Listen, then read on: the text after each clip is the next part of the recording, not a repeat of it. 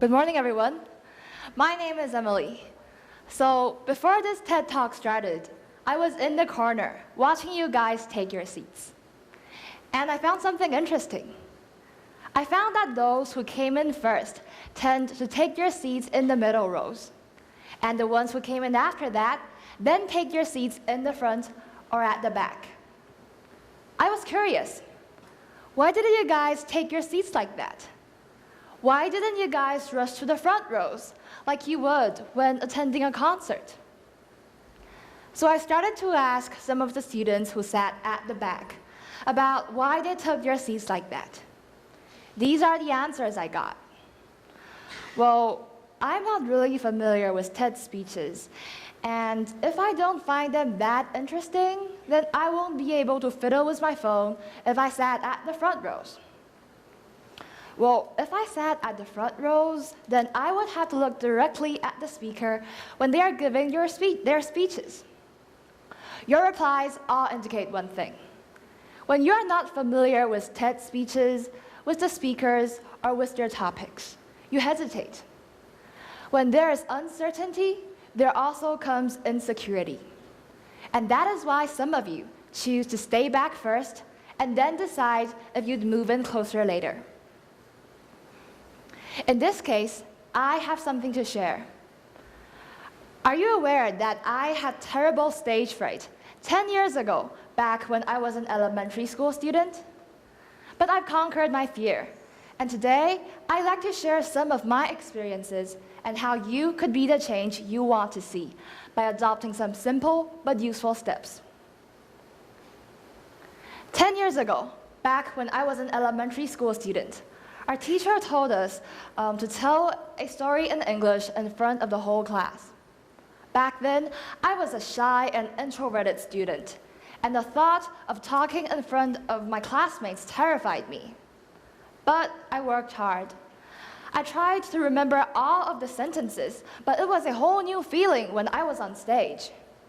My heart pounded. I was afraid of eye contact, and the attention from the audience was just too much.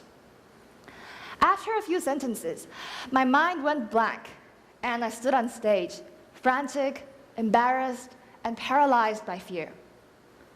After that experience, I stopped volunteering to speak up in my elementary school years. I thought hiding from my weakness would prevent me from further embarrassment. It turned out that I was totally wrong. The lack of practice just made my fear worse. Years after that, I entered junior high school. It was a girls' high school, and the environment was drastically different from that of elementary school. And I thought that since everyone had just entered a whole new environment, I might as well try again. Gradually, I had more opportunities to speak in front of the whole class. Last fall, I had the chance to run for president of the student council and spoke in front of the whole school.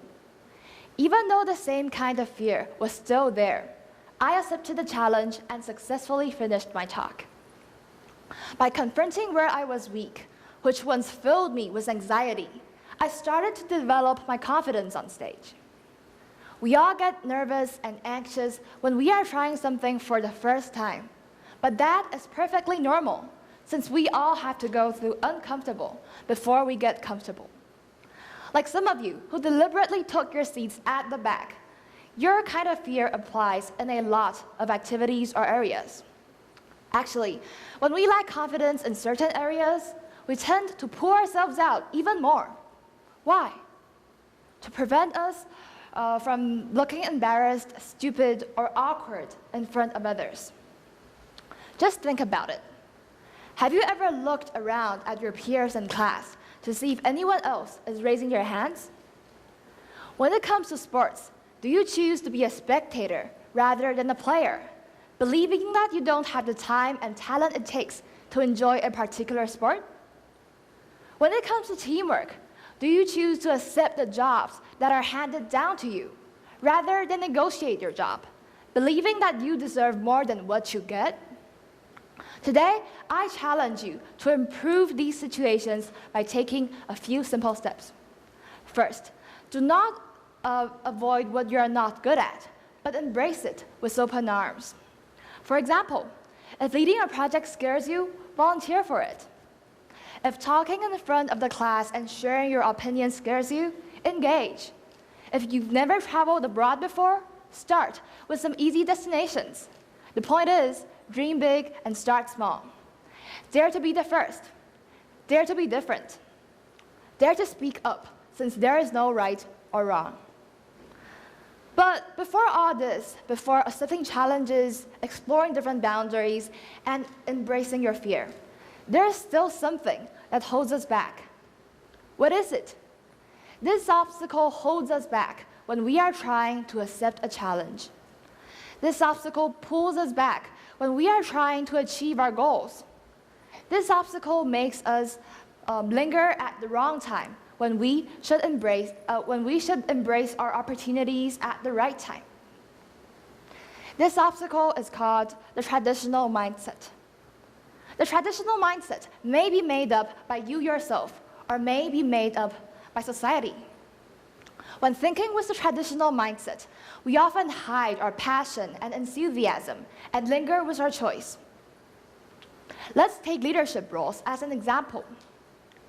Traditionally, we were taught that boys are to be given with more authority and leadership roles. Listen, when you hear that out of the 43,000 parliament members all around the world, less than 19% are women, how do you feel? Do you feel daunted, or do you feel empowered? In traditional society mindsets, we were taught that social responsibility and different levels of ambition widen the gender gap. But is this true? And should this be true in our generation? As a girl who has studied in a girls' high school for 5 years, I offer a different perspective.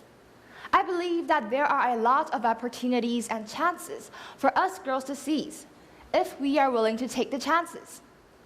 To see if the students in our generation are influenced by these traditional mindsets that society largely holds today, I conducted a small research on the participation of boys and girls in student elections.